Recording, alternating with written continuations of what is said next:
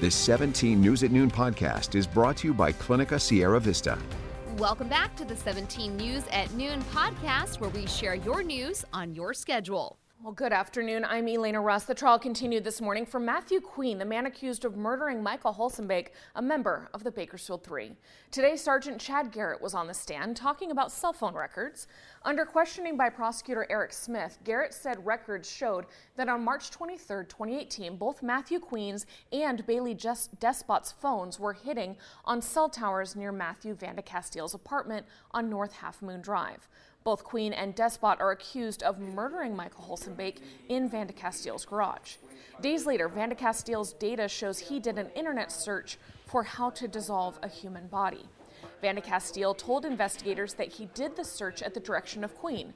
Garrett said cell data shows that Queen's phone was at Vandecasteel's home when that search was done. A video was also played for the courtroom from Christmas 2017, showing Queen opening a helmet containing a red and black built bag, the same type of bag Holsenbeek's skull was later found in. Queen faces 50 years to life in prison if convicted as charged. You can read much more on this case on our website, kget.com.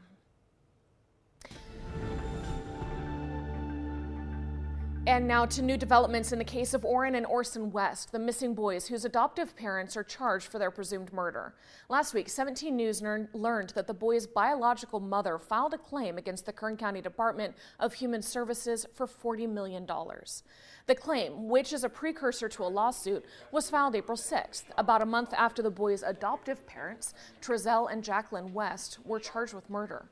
The boys are believed to have been killed 3 months before being reported missing on December 21st, 2020. Their bodies have not been found. The claim filed by Ryan Dean alleges negligence on the part of DHS contributed to her son's deaths. The document states Dean expressed concern about the boys' care while in the custody of the Wests back in November of 2018. Dean says she tried to get her children returned, and her mother, the boys' grandmother, tried to get custody, but the Wests were allowed to adopt the boys in September 2020.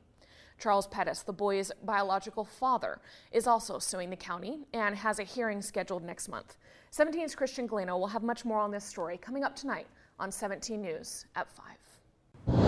And now to a strange story, as firefighters had to fight off a naked woman while battling a fire in East Bakersfield this morning. It happened about 5:45 on Dorey Street near the Bakersfield Municipal Airport as fire crews arrived to reports of a fire at a home. Bakersfield police were then called as fire crews said a nude woman on the scene was trying to keep them away from the fire. At first, crews report she was shooed away, but then she came back and reportedly hit a battalion chief in the helmet and took swings at other firefighters. Police say she also grabbed a New York hook that's used to pull down ceilings, at which point she was tackled by one firefighter and held down by others. She was arrested and put into a squad car. Investigators say they aren't sure if the house was hers or if she was under the influence. Hello, this is Tim Callahan with Clinica Sierra Vista, and we're excited to unveil the Community Health Center of the Future, our comprehensive care center.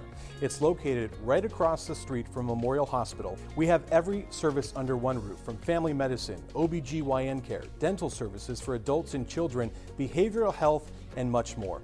So find your way to better care at Clinica Sierra Vista this year at our comprehensive care center. Visit our website, clinicasierravista.org, for the latest on this project. We'll see you soon.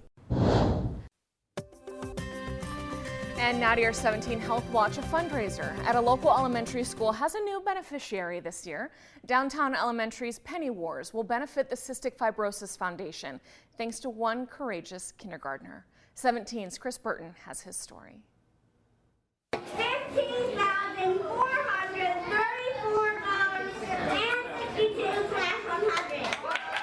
Downtown Elementary's Penny Wars fundraiser was supposed to raise around $5,000. The school raised more than triple that.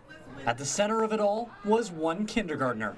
How does it feel to know that your whole school helped raise all this money for the foundation? Great. Devlin Allen was diagnosed with cystic fibrosis when he was just 2 weeks old. Sticky music grows in my lungs. That makes it harder for me to breathe. Devlin is eager to talk about the condition and his family, looking for a way to raise awareness and funds, worked with Downtown Elementary to make the Cystic Fibrosis Foundation the beneficiary of this year's fundraiser. And then it just blew up, and nobody expected this level of success or this level of just community, but we are so grateful and just so blown away. Penny Wars, held during Downtown Spirit Week just before spring break, pulled in more than $15,000. The whole community motivated by Devlin's courage and charm. I don't think he really realizes that this is all like directly influenced by him. I don't think he gets it that you know, a fundraiser that usually pulls in $5,000, $6,000, $7,000 pulled in $15,000 because like to meet him is to love him. Well, Kaiser Permanente and the BPD are teaming up to help you recycle unwanted and expired household items. For National Prescription Drug Take-Back Day, the community will have the opportunity to prevent prescription pill abuse and theft by ridding their homes of potentially dangerous, expired, unused, and unwanted prescription drugs. Just bring your pill bottles to the Drug Take-Back and Recycling event coming up this Saturday from 10 a.m. to 2 p.m. at the Kaiser Permanente Medical Office on Stockdale Highway.